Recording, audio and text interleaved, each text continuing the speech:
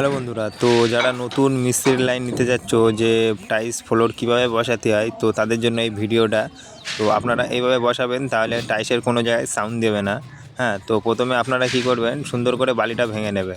হ্যাঁ, বালি ভাঙার উপরে ডিপেন্ড করে যে টাইলসটা কেমনভাবে, তার মানে সাউন্ডের ব্যাপার আছে। হ্যাঁ, তো আপনারা ভালো করে সুন্দর করে 75 পরিমাণে বালিটা ভেঙে নেবে। হ্যাঁ, তো তারপরে একটা টাইলসের নিশানা আছে, এই 3 নিশানা দেখে টাইলসটা বসাবে, তাহলে টাইলসের কোনো জায়গায় পুরো সুন্দরভাবে সেটিংটা হবে টাইলসটা।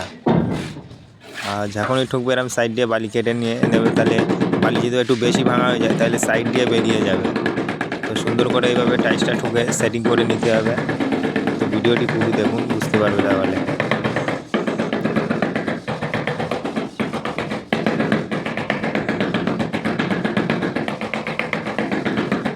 আর তো বন্ধুরা দেখুন, আমার এই টাইলসটা আমি বালি ভেঙেছি, এক জায়গায় একটু জালি বেরিয়েছে, তো ওই জালিগুলোই বালি দিয়ে দিতে হবে। হ্যাঁ, বালি যদি বা না দাও তাহলে ওই জায়গাটায় যখনই ঘোলা দেবে ওই জায়গাটায় বালিটা ডাউন হয়ে যাবে, আর তখনই টাইলসের সাউন্ডটা দিয়ে দেবে। হ্যাঁ, তো সুন্দরভাবে এমন ঘোলা দিয়ে দেবে যেন কোনো মোটাও না হয়, কোনো পাতলাও যেন না হয়, মিডিয়াম ঘোলা দিয়ে আপনি টাইলসটা ঠুকবেন, তাহলে বুঝতে পারবেন ঘোলাটা কোনো জায়গাতে মানে হবে না। আর এইভাবে খাঁচা করে নেবে।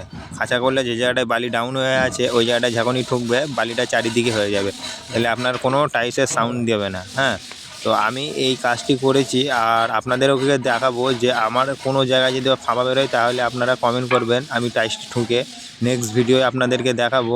আর আপনারাও যখন টাইলস ঠুকবে কোনো দিন টাইলসের কোনার দিকে মারবে না, একদম একটা মানে 4 ইঞ্চি করে রাউন্ড দিয়ে আপনারা ঠুকবেন।